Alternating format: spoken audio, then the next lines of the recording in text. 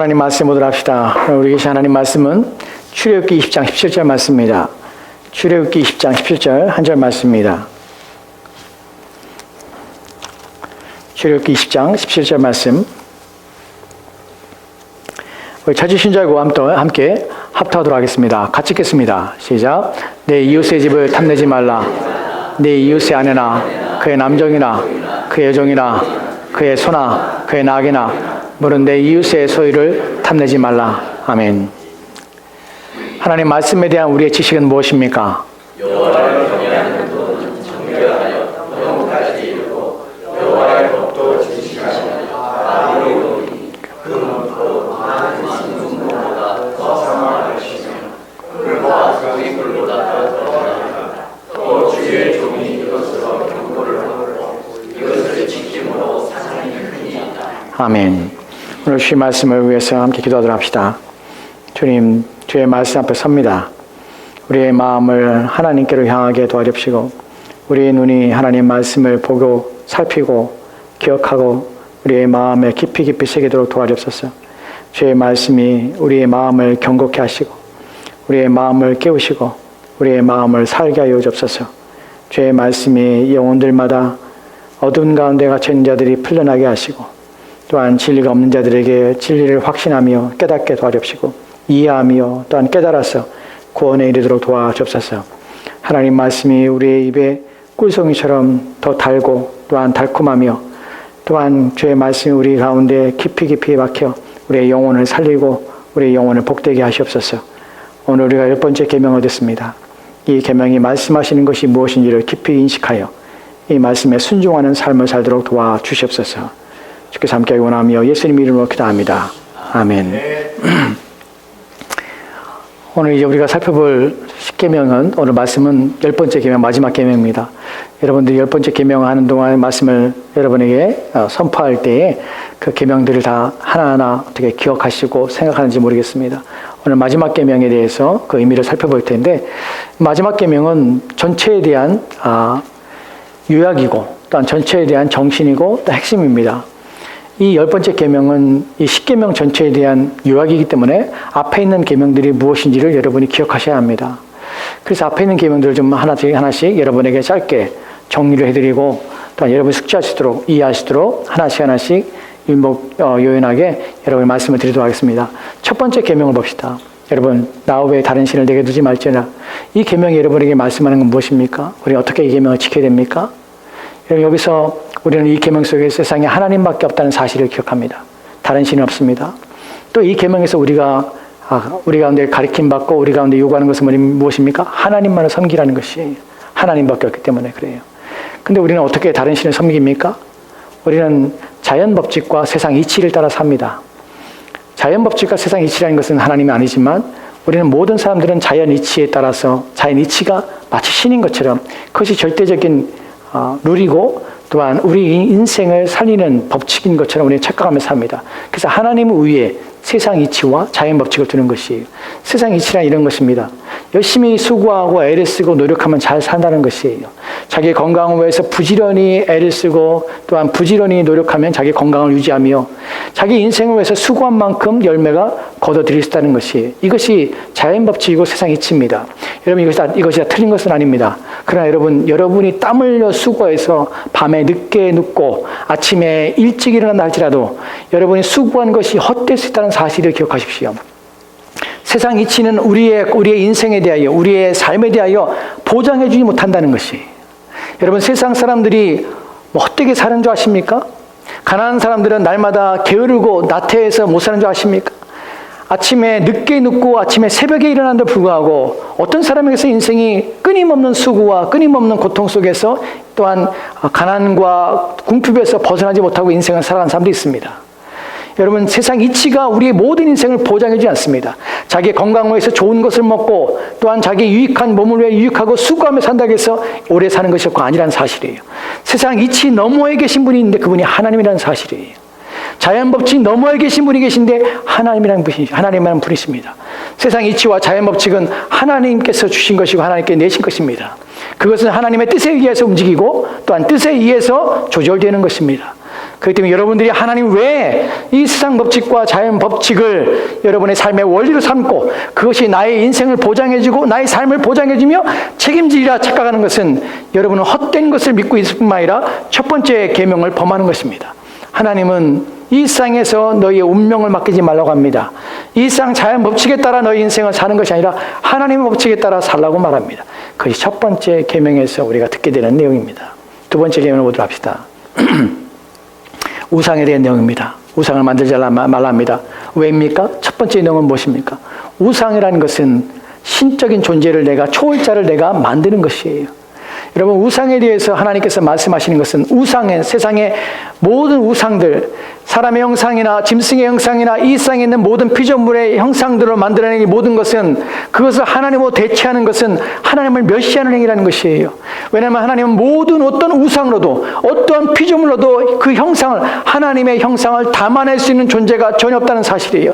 높이 계신 영광스러운 그분이 만드신 피조물의 어떠한 형상으로 담아내려고 하는 순간 우리는 하나님을 끌어내리고 하나님을 비하하며 하나님을 낮추는 것입니다. 그렇기 때문에 이것은 하나님 앞에 죄가 되는 것입니다. 하나님을 모욕하는 행위예요. 그렇기 때문에 우리는 어떤 형상도 만들지 말아야 합니다. 두 번째는 이유가 무엇입니까? 우리는 나를 자신을 위하여 우상을 만드는 것이 아니라 하나님이 우리 가운데 보여주시고 만드신 그 형상을 닮아야 하는 것이에요. 내 자신을 위하여 형상을 만드신 것이 아니라 하나님이 우리 가운데 주시고 우리 가운데 세우시고는 그 형상, 바로 그리스도의 형상을 닮게 하며 그 형상을 닮아야 하며 그 형상을 우리 안에 세워야 하는 것입니다. 그것이 두 번째 계명에서 우상에 대한 내용입니다. 세 번째 계명 볼까요? 세 번째 계명에서는 무엇입니까? 여호와 이름을 망령되이 끄지 말라 합니다. 망령되다는 것은 불일치라는 것이에요. 조화롭지 않은 것이에요. 무엇이 불일치합니까? 우리의 생각과 내가 하는 행동이 불일치를 일어나는 것이에요. 하나님 앞에서 내 행동과 내 생각과 내 마음이 불일치가 일어나는 것이에요. 하나님 앞에 예배하면서 내 생각과 마음이 다른다는 것은 하나님의 망령되이 끄는 것이에요. 내 입이 하나님을 찬양하는 행위라고 있지만 내 마음이 그 찬양의 행위 속에 함께 포함되고 있지 않다는 것은 하나님을 망령되이 끄는 것입니다. 내가 하나님 앞에 기도하는 행위를 하지만 그 행위가 하나님에 대한 내 마음을 담고 있지 않다면 그 행위는 망령된 것입니다. 나의 모든 신앙의 행위가 내 행동을 하는 그 모든 것들이 내 마음과 다른 불일치를 나타내고 있다면 하나님을 망령되게 하는 것입니다. 망령되게 하는 것은 하나님께서 죽음에 이르게 합니다. 하나님에 대해 우리는 두려워야 됩니다. 항상 일치를 잊게 합니다. 일치를 가져야 합니다. 내 행동에 하나님을 예배하고 있다면 내 마음 또 하나님을 생각해야 됩니다. 내가 기도하고 있다면 내 마음은 그 기도의 마음에 함께 포함되어야 됩니다. 왜냐하면 하나님 우리의 마음을 감찰하신 분이기 때문에 하나님을 속일 수가 없는 것입니다. 이것이 세 번째 계명에 나타나는 것입니다. 네 번째 계명 봅시다. 네 번째 계명은 안식일을 기억하라는 것입니다. 우리는 안식일을 기억하는 데 익숙하지만 기억하는 것은 목적이 있습니다. 거룩하기 위해서입니다. 거룩이라는 것은 구별하는 것입니다. 여기는 두 가지의 내용 때문에 구별합니다. 우리는 안식일 날에 우리는 일하지 않습니다. 왜 일하지 않습니까? 왜냐하면 창조자 하나님께서 안식일 날 쉬셨기 때문에 그래요. 안식일 날 우리가 일하지 않는 목적은 무엇입니까? 왜냐하면 우리는 그날 하나님이 세상을 창조하신 분이기 때문에 그 창조자 하나님께서 내 인생의 모든 수고를 그치게 하실 뿐만 아니라 나는 그분을 위하여 산다는 것을, 그분이 나의 인생의 주인이시고 나를 먹이시며 기르신다는 것을 우리는 그날 통해서 확신하게 되는 것이에요. 우리는 창조자 하나님을 기억하는 것입니다. 그분이 나의 주인이심을 기억하는 것입니다. 세상을 만드신 분임을 기억하는 것입니다. 그래서 그분이 나를 하여금 먹고 살리게 해서 내가 수고하며 내가 애를 써서 먹고 사는 것이 아니라 하나님이 나를 먹고 살게 하시는 분이라는 사실을 우리가 고백하며 신뢰하는 것이, 그래서 그날 구별하여 하나님께 나와 예배하며 창조주 하나님을 찬양하는 것입니다. 두 번째로는 그날은 우리가 영원한 안식에 들어갈 것을 사모하는 날입니다. 우리 이 땅에 사는 동안에는 우리는 쉼이 없습니다. 매일매일 우리는 일터에 나가 일을 해야 됩니다. 수고하며 애를 써야 합니다. 그런데 영원한 안식이 찾아오면 그날 주님을 통해서 그리스도께서 다시 오시는 그날에 우리는 더 이상 우리 자신을 위해 수고하는 노력과 애쓰는 것이 이제 그쳐지는 그날이 올 것입니다. 그날 우리는 영원한 안식에 들어가게 될 것입니다. 그날 안식을 우리는 이 예배를 통해서, 이 안식일 우리 쉼을 통해서 우리는 그날을 조금 맛보는 것입니다.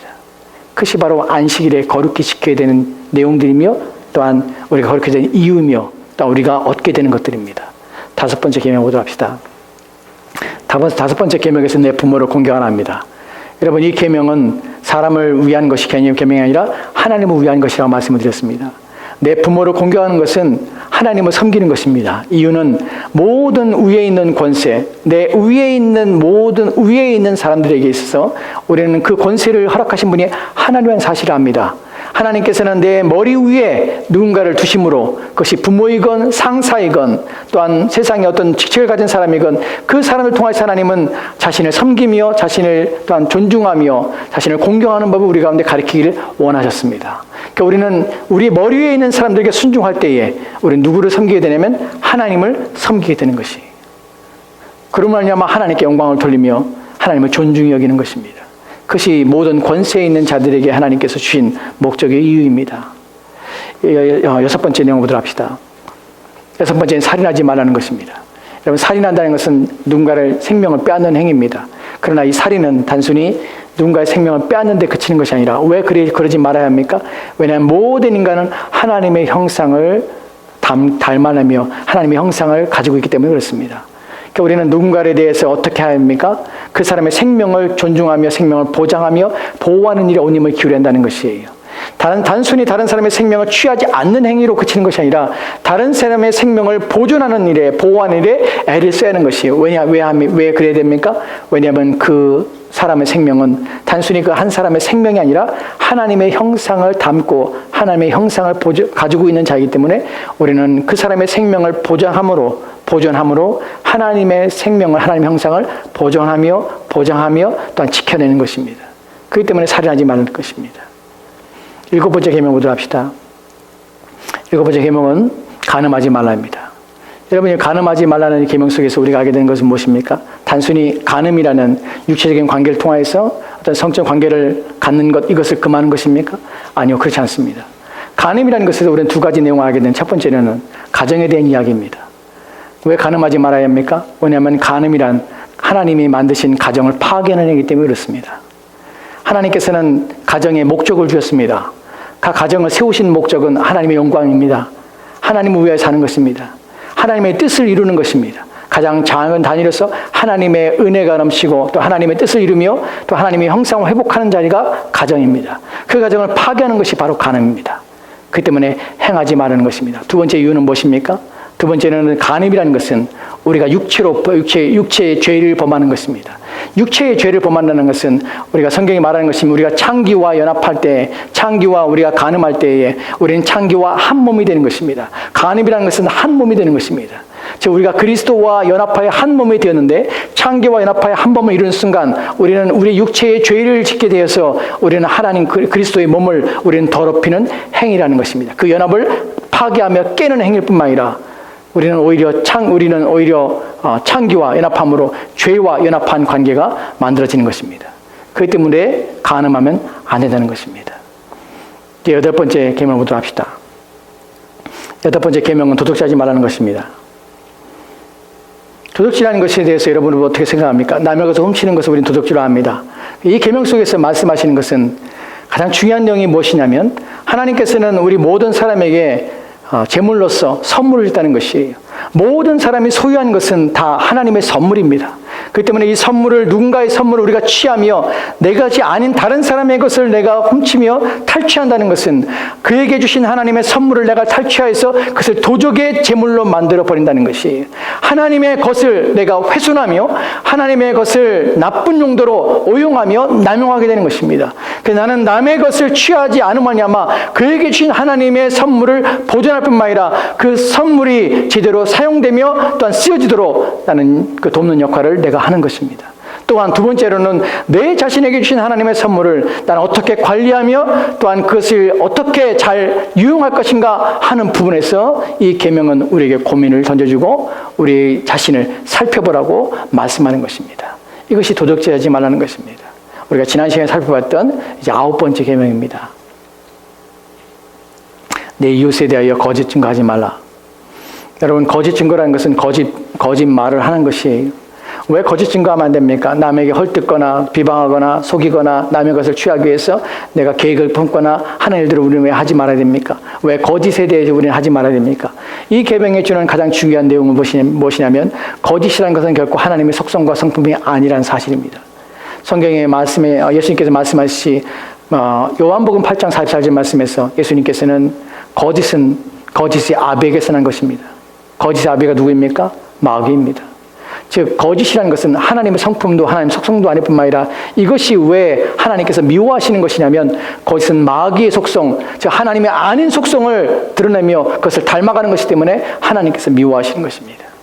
누군가 거짓을 행하며 누군가 속이려 하며 누군가 진실을 얘기하지 않고 진실을 진리에 대하여 참여하지 않는다는 사실은 그 사람은 마귀에게 이미 속하였으며 마귀의 일에 참여하는 자입니다. 그렇기 때문에 하나님께서는 거짓을 미워하시고 또한 싫어하시는 것입니다. 이제 오늘 10번째 마지막 계명을 살펴보도록 합시다. 오늘 우리가 읽었던 출애굽기 20장 17절 말씀입니다. 다시 한번 우리 같이 읽도록 합시다. 같이 읽겠습니다. 시작.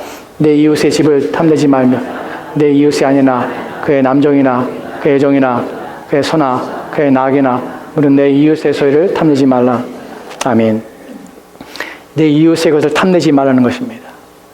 여러분, 탐낸다는 것이 누구의 것을 가지고자 하는 것입니다. 욕망입니다.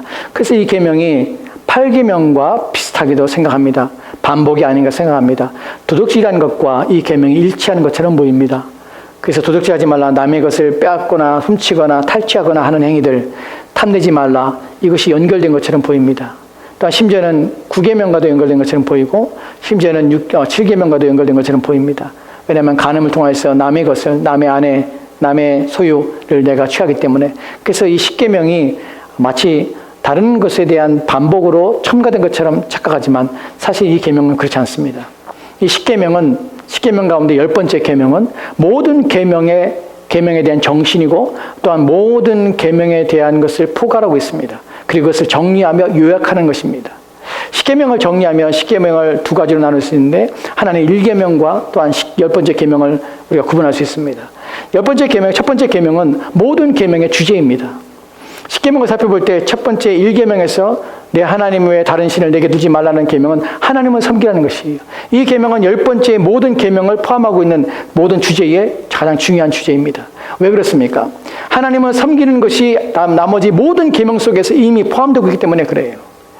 여러분, 우리가 살인하지 말라는 것, 내 부모를 공경하라는 것, 도둑질하지 말라는 것, 이것이 단순히 사람과 사람과의 관계가 아닙니다.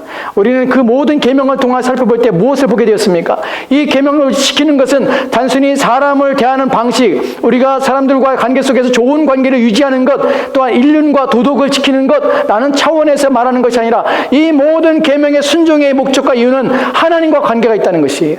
모든 계명을 어기는 것은, 각각의 계명을 어기는 것은 무엇을 어기는 것입니까? 1계명 어기는 것이에요. 하나님을 섬기라는 것을 어겨서 다른 계명들을 우리가 어기는 것이에요. 그 때문에 1계명은 모든 계명의 주제입니다. 그렇다면 10번째 계명은 왜 그렇습니까? 왜 이것은 모든 계명의 정신이고 또한 모든 계명의 유학이 됩니까? 바로 탐심이라는 것 때문에 그렇습니다. 내 이웃의 것을 탐내지 말라. 탐심이라는 단어에 대해 좀 생각해 보도록 합시다. 탐심이 무엇인지, 성경이 무엇을 말하고 왜 탐심하지 말라는 것인지 생각해 보도록 합시다. 우리가 로마서 7장 7절 말씀에 이렇게 기록된 것을 보게 됩니다. 로마서 7장 7절 말씀입니다. 같이 읽읍시다. 시작. 그런지 우리가 무슨 말하리요? 율법이 죄냐? 그럴 수 없느니라.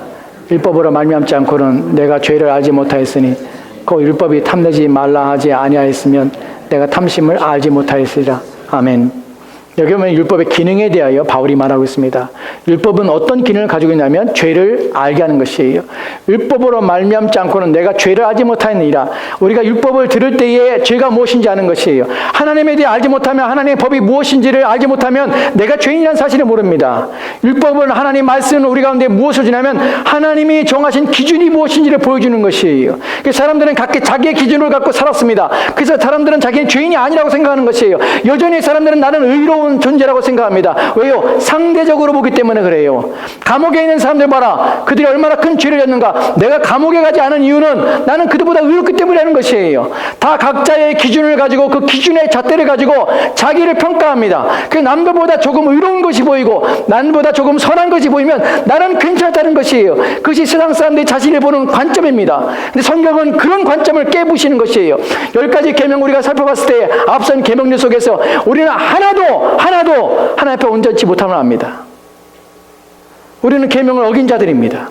그런데 그 하나하나의 계명은 단순히 감옥에 가는 문제가 아니라 우리의 영과 우리의 영혼을 파멸에 이르는 죄라는 것이에요. 모든 율법은 우리로 하여금 죄 아래 가둡니다. 그리고 율법을 아는 순간에 우리는 무엇을 듣게 되면 내가 하나님 앞에 큰 죄를 지었으며 하나님의 율법을 지키지 못하는 자라는 사실을 고백하게 하는 것이에요. 그것이 바로 율법의 기능입니다. 내가 율법으로 말하지 않고는 나는 내가 죄인임을, 내가 죄를 했던 사실조차도 내가 알지 못했다는 것이에요. 그런데 이제 율법을 알고 나니까, 율법을 듣고 나니까 내가 하나님 앞에 큰 죄를 했다는 것이 하나님의 말씀을 내가 지키지 못한다는 사실을 고백하는 것이에요. 그런데 거기에 대하여 바울이 하나의 예로서 제시하는 것이 있습니다. 무엇이냐면 탐내지 말라. 율법이 탐내지 말라 하지 않았으면 내가 탐심을 알지 못하니라. 여러분, 예로서 율법 가운데서 율법이 죄를 드러내는데 내가 율법을 보니까 내 안에서 죄가 있다는 것을 알게 된 것이, 그것이 뭐냐면 율법이 탐내지 말라 했는데 내가 탐내고 있다는 사실을 내가 이제 깨달은 것이, 이제 알게 된 것이. 근데 왜 10가지의 율법 중에서, 왜 하나님께서 주신 십계명과 또한 기타 여러 율법 중에서 왜 바울은 특별하게 유독 탐냄이라는 단어를 사용해낸 것이, 왜 탐남의 예를 드러내는 것이, 왜냐하면 이 탐심이라는 것, 탐을 내다는 것은, 이것은 죄의 근원입니다. 모든 죄를 일으키는 원인입니다. 그렇기 때문에 그 대표로서 탐심이라는 표현을 쓰는 것이에요. 십계명에서 마지막 10번째 계명에 탐내지 말라는 것은 단순히 마지막을 끼워넣기 위해서 10개를 만들기 위해서 집어넣은 계명이 아니에요. 모든 계명의 내용의 정신인 것은, 모든 계명을 요약하는 것은 무엇이냐면, 이 모든 계명을 지키지 않은 원인이 무엇이냐면 바로 탐심 때문에 그래요. 그렇기 때문에 탐내지 말라는 것입니다. 이 탐냄이라는 단어에서 성경은 항상 이 탐심이라는 단어를 부정적으로 사용합니다. 그러나 몇 가지를 제외하고 해서는 항상 부정적입니다. 대부분의 부정적입니다. 에베소서 봅시다. 에베소 4장 22절 말씀에 이렇게 기록되어 있습니다. 같이 읽겠습니다. 시작. 너는 유혹의 욕심을 따라 썩어져가는 구습을 따르는 옛사람을 벗어버리고. 아멘. 본문에 보면 유혹의 욕심을 따라 썩어져가는 표현을 씁니다. 유혹의 욕심이라는 단어가 바로 이 탐심이라는 단어입니다. 이 단어는 에피디미아라는 단어입니다. 헬라어로. 에피디미아, 탐심이라는 단어가 왜 중요하냐면, 우리가 출애굽기 20장 17절 말씀에서 너는 탐내지 말라 라고 말씀하실 때 이 히브리어가 헬라어로 번역됐을 때 번역된 동일한 단어로서 번역된 단어가 에피디미아예요. 바로 이 단어가 여기에 사용된 단어입니다. 탐심, 욕심을 내지 말라. 사실은 욕심, 탐심이라는 표현이 헬라어로 번역하면 욕망하다는 뜻이에요. 욕망하다. 욕망하다는 말이 무슨 말입니까? 무엇인가를 욕구를 강하게 느끼는 것이에요. 마음속에서 어떤 욕구가 일어나는 것이에요. 무엇을 하고자 원하는 욕구가 일어나는 것이에요. 무엇이 되고자 하는 욕구가 일어날 수도 있고요. 또한 무엇을 가지고자 하는 욕구도 일어날 수 있습니다. 욕구가 강하게 일어나는 행위를 바로 탐심, 욕망하다라는 단어를 사용하는 것입니다. 이것이 모든 죄의 근원이고 이것이 모든 악의 근원이에요. 왜냐하면 이것부터 일어나기 때문에 그래요. 사람은 무엇이 되고자 하며 무엇을 가지고자 하며 무엇을 이루고자 하며 무엇을 소유고자 하는 이 욕망이 끊임없이 우리 마음에 일어난다는 것이에요. 그래서 10번째 계명에서 말하고자 하는 것은 뭐냐면 욕망에 대한 얘기예요. 단순히 남의 것을 탐심을 갖지 말라 하는 것이 아니라 너의 욕망에 대하여 깨닫고 너의 욕망을 자제하며 절제뿐만 아니라 너의 욕망을 무너뜨리고 잘못된 욕망에 대하여 책망하며 잘못된 욕망에 대해 우리 가운데 가리키고자 하시는 것입니다. 이것이 바로 10번째 계명이 가지고 있는 중요한 내용입니다. 이 계명에 대하여 하디베 기록문답에서 이렇게 말씀하는 것을 113문에 이렇게 말하는 것을 답변에 이렇게 말하는 것을 보게 됩니다. 하디베 기록문답 봅시다. 같이 읽겠습니다. 시작. 하나님의 계명 어느 하나에라도 어긋나는 지극히 작은 욕망이나 생각을 조금 더 마음에 품지 않는 것이고 어디든지 우리의 마음을 다하여 모든 죄를 미워하고 모든 의를 좋아하는 것입니다. 아멘. 여기 하나님의 계명 10번째 계명이 무엇을 말하느냐? 탐내지 말라. 나는 것이 무엇을 말하느냐? 하는 것은 하나님의 계명 어느 하나에도 어긋나는 지극히 작은 욕망이나 생각을 조금도 마음에 품지 않는 것입니다. 탐내지 말라 하는 것은 남의 것을 마음속에 남의 것을 갖고 싶다, 되고 싶다, 이루고 싶다, 소유하고 싶다, 나는 그 마음을 갖는 것, 그것이 아니라 지극히 작은 것 하나라도, 하나님의 계명에 어긋나는 어떤 것 하나라도, 그것이 자그마치라는 생각일지라도 그것이 우리 마음속에, 우리의 생각 속에 일어나지 않도록 품지 않는 것, 이것이 바로 이 계명이 말씀하는 것이. 그래서 언제든지 우리의 마음을 다해서 모든 죄를 미워하고요, 모든 의를 좋아하는 것이라고 합니다. 여러분, 이 계명에서 말하는 것이 마지막 내용을 보면 마음을 다하여 모든 죄를 미워하고 모든 의를 좋아하는 것이라고 하는데, 우리의 마음에 대한 것이 10번째 계명, 우리의 마음을 어떻게 다스리는가 하는 부분이, 일어나는 욕구를 어떻게 할 것이냐는 부분이에요. 성경은 모든 것들이 죄가 마음으로부터 온다고 말을 합니다. 마태복음에 보면 5장 27절 28절 말씀에 예수님께서 이렇게 말씀합니다. 같이 읍시다. 시작. 또 간음하지 말라 하였다는 것을 너희가 들었으나 나는 너희에게 이르노니 음욕을 품고 여자를 보는 자마다 마음에 이미 간음하니라. 음욕에 대한 얘기라면서 무엇입니까? 음욕은 육체로 바깥으로 드러나는 행위가 죄가 아니라 이미 마음에 품는 것이에요. 마음에 일어나는 것이에요. 욕구, 강한 욕구가 일어나는 것이에요. 이것이 탐심이에요. 이 욕구가 우리 모든 상황에서, 모든 일 속에서 우리 가운데 일어나는 것이에요. 이 욕구에 대해 하나님께서는, 너희 욕구가 있음을, 이 악한 욕구에 대해서 하나님께서는 경고하시고 계시는 것입니다. 로마 7장 22절과 24절 말씀에는 이렇게 표현되어 있습니다. 같이 깁시다. 시작. 속사람으로는 하나님의 법을 즐거워하되 내 지체 속에 한 다른 법이 내 마음의 법과 싸워 내 지체 속에 있는 죄의 법으로 나를 사로잡는 것을 보는도다. 오라, 나는 곤고한 사람이로다. 이 사망의 몸에서 누가 나를 건져내랴.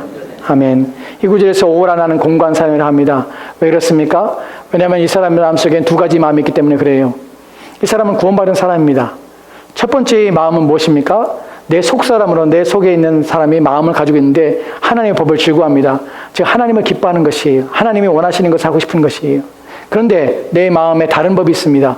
그래서 내 마음의 법과 싸웁니다. 하나님의 법을, 하나님의 말씀대로 살고자 하는 내 마음과 그렇지 않은 그것을 거부하며 그것을 대적하는 마음이, 또 다른 마음이 내 안에 있다는 것이, 그 죄의 법으로 나를 사로잡아오는 것입니다. 그 나를 죄를 짓게 하고 나로 하여금 하나님의 미워하는 일들을 행하는 것이에요. 그래서 나는 공고한 사람이다. 이 사망의 몸에서 누가 나를 건져내리라. 이렇게 고민하는 것입니다. 누가 그렇습니까? 신자들이 그래요. 불신자들은요, 전혀 그렇지 않습니다. 이런 감정이 없지요. 왜냐하면 그들은 이미 죄에 빠져있고 죄를 즐기기 때문에 그렇습니다. 지금 저는 에피디미아라는 욕망에 대하여 탐심이라는 말씀을 여러분에게 말씀을 드리고 있습니다. 여러분, 원래 탐심이라는 것은, 원래는 이 욕망은 선하였습니다. 하나님이 우리를 처음에 창조하실 때 우리 가운데 선한 욕망이 있었습니다. 선에 대한 욕망이 있었습니다. 성경에서 예수님께서도 난 욕망한다는 표현을 쓰십니다. 하나님의 뜻을 이루고자 하는 욕망한다. 나는 이 일을 이루기를 기뻐한다, 즐거워한다는 마음을 원한다, 바라고 원한다는 표현을 씁니다. 욕망이라는 것이 나쁜 것이 아닙니다. 강한 욕구가 일어나도록 하나님께서 원래 우리를 씌우신 것이에요. 근데 우리가 인간이 범죄하고 타락한 후에 인간은 하나님에 대한 선한 욕구가 전혀 없는 오직 육신의 욕망들이 가득한 존재가 되었다는 사실이에요. 그래서 하나님이 기뻐하는 것을 기뻐하지 않습니다. 하나님이 원하시는 것을 원하지 않습니다. 하나님 우리 가운데 되라고 하신 것에 대하여 우리는 원하지 않습니다. 우리의 마음의 것에 대하여 참여하거나 우리의 마음에 순종하는 의지가 전혀 없다는 것이에요. 왜냐하면 우리의 마음에 부패하였고 우리의 마음에 죄로 말미암아 오염되어서 죄의 지배 가운데 있기 때문에 우리 가운데는 선한 욕망이 하나도 없는 상태가 되어버린 것입니다. 근데 이제 그리스도 예수로 말미암아 우리를 새롭게 하신 그분의 우리의 마음에 새 마음을 주셔서 신자들에게는 이제 하나님의 법을 즐거워하는 마음을 주신 것이에요. 10번째 계명에서 탐심을 내지 않은 것은 세상 사람들에게 지키라고 주신 말씀이 아니에요. 세상 사람들의 이 계명을 지킬 수가 없어요. 관심도 없어요. 마음에도 없어요. 누구만 주도 이 계명에 대하여 의지를 갖거나 생각 같지 않습니다. 세상 사람들은 버린 자들이에요. 그들의 마음은 이미 상실된 거기 때문에 하나님 말씀을 들어도 듣고 싶지 않아요. 귀담아 듣지 않습니다. 귀를 가리고 눈을 가리며 보고자 하지 않습니다. 왜냐하면 그들의 마음은 이미 상실한 가운데 있기 때문에 그래요. 그러나 신자들에게 있어서는 내용이 달라지는 것이, 참으로 구원받은 에게서는 그의 마음이 바뀐 것이에요. 그들은 이제 하나님에 대한 선한 욕구들이 일어난 것이에요. 원래 하나님이 우리 마음에 주셨던 그 마음들이 일어나기 시작한 것이에요. 그래서 전혀 하고자, 예전에는 전혀 생각조차 하지 않았던 일, 마음에 품고자 하지 않았던 일들이 우리 마음에 일어난 것이에요. 무엇에 대한 이야기입니까? 하나님을 사랑하고 있다는 것이에요. 하나님 말씀대로 살고 있다는 것이에요. 그분이 높이 계시고 그분이 영광을 받기를 원한다는 것이에요. 그분의 일에 참여하기 원하고 그분이 기뻐하신 일이라면 내 마음과 내 시간을 들여서 또한 내 물질을 들여서 그 일에 내가 동참하고 싶다는 것이에요. 하나님의 법을 지키고 싶어 합니다. 하나님 미워하는 것이라면 나도 미워하고 싶습니다. 이런 마음이 일어나는 것이, 이것이 에피디미아라는 욕망이 온전해질 때 일어나는 신자들의 마음입니다. 참된 신자들의 마음에는 이 욕망이 일어납니다. 이 선한 욕망이 일어납니다. 탐심하지 말라라는 말은 단순히 어떤 욕망을 가지지 말라는 것이 아니에요. 우리의 욕망을 선하게 사용하라는 것이에요. 너희가 잃어버렸던 그 욕망, 온전한 욕망, 선한 욕망, 아름다운 욕망이 이제 그리스도 예수를 말미암아 너희는 회복되었기 때문에 너희는 내 이웃의 것에 대하여 탐을 내서 내 소유가 더 많아지기 위하여 내가 원하는 그 육체의 욕구를 위하여 살지 아니하고 이제 선한 욕망을 따라서 이제 하나님을 닮은 일에, 하나님을 기뻐하는 일에, 그분의 말씀에 순종하는 일에 너희 마음에 강한 욕구가 일어나서 그 일에 참여하고 또한 그 일에 발벗고 나서는 것들을, 행위를 우리 가운데 하라고 요청하는 것입니다. 이것이 바로 10번째 계명이 우리 가운데 요청하는 것입니다. 여러분 마음이 참된 신자라면 이 마음이 있어야 합니다. 여러분이 그리스도인이라면 이 마음이 여러분 안에 있어야 합니다. 주님을 위하여 살고 싶다. 내 인생이 이제 아름답게 하나님 앞에 보이고 싶다. 사람 앞에 아름다운 것이 아니라, 사람이 칭찬받는 것이 아니라 이제 하나님이 칭찬하는 사람이 되고 싶다. 하나님이 나를 봤을 때, 정말 나를 봤을 때 그분이 기뻐하셨으면 좋겠다 하는 마음으로 내 마음이 채워지게 되는 것이, 이것이 온전한 욕구요, 온전한 욕망입니다. 이것을 하나님께서 우리 가운데 회복하라고 하시는 것이. 여기에 대해요, 하이데베르크 113문에 이렇게 질문합니다. 같이 봅시다. 시작. 그런데 하나님께 돌아온 사람이 이 계명을 완전히 지킬 수 있습니까? 10가지 계명에 대해서 들었을 때 저는 절망합니다. 왜냐하면 이 계명 중에 내가 매 순간 한 번이라도 지키지, 모든 거 다 지킬 수 없다는 사실을 너무나 잘 알기 때문에 그래요. 우리가 아까 살펴봤듯이 로마서 7장 24절 말씀에서도 바울이 스스로 말하는 것이, 오라 나는 곤고한 사람이로다. 이 사망에서 누가 나를 건져내라. 이런 고백을 할 수밖에 없습니다. 하나님께 돌아온 사람이라면 이 계명을 다 완전히 지킬 수 있는가 하는 물음입니다. 우리는 10계명을 다 배우고 나서 나는 이 계명을 다 지킬 수 있는가 하는 부분이에요. 안다고 다 지킬 수 있는가 하는 부분이에요. 여기에 대하여 답변이 이렇게 말합니다. 답변을 보도록 합시다. 같이 읽겠습니다. 시작. 아닙니다. 가장 거룩한 사람이라도 이 세상에 사는 동안에는 이러한 순종을 겨우 시작했을 뿐입니다. 그러나 그들은 굳은 결심으로 하나님의 일부 계명만이 아니라 모든 계명에 따라 살기 시작합니다. 아멘. 여기 보면은 이 부분은 여러분에게 쓸데없는 위로를 주려고 하는 것이 아닙니다. 자기 자신을 변호하고 합리화하기 때문에 이 말씀을 주신 것이 아닙니다. 여러분, 우리가 신자가 됐다는 것은 모든 계명을 완전히 지키는 자가 됐다는 사실은 아니에요. 아닙니다. 우리는 모든 계명을 완전히 지킬 수 없습니다. 우리가 단순히 우리 가운데 되어진 것은 무엇이냐면 시작한 것이에요. 무엇에 대해요?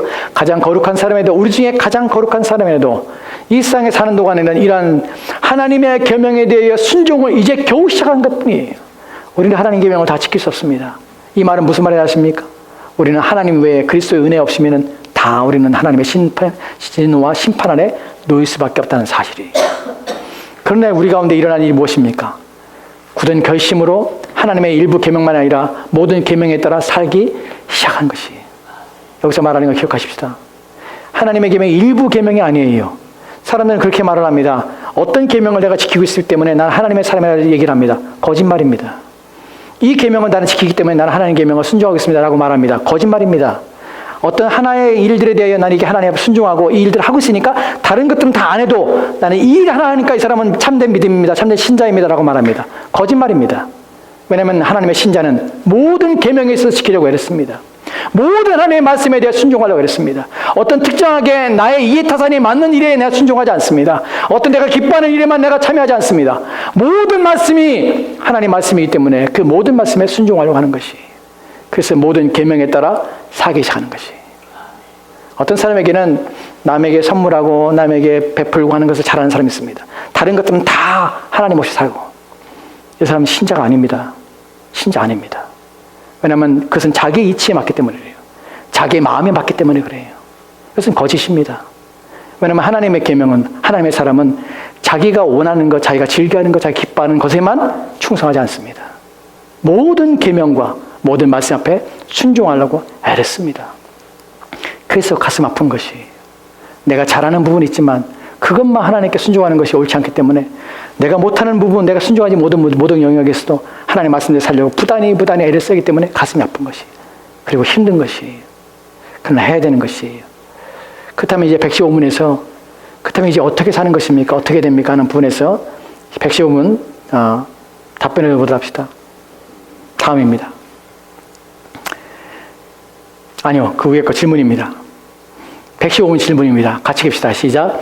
이 세상에는 아무도 십계명을 완전히 지킬 수 없는데 하나님께서 왜 그렇게 엄격히 십계명을 설교하게 하십니까?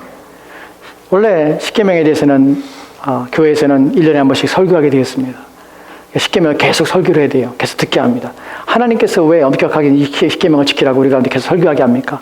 라는 질문이 돼요. 우리가 못 지키는데, 우리가 이런 어려운 가운데 있는데도 십계명을 우리가 들어야 되는 이유가 무엇입니까?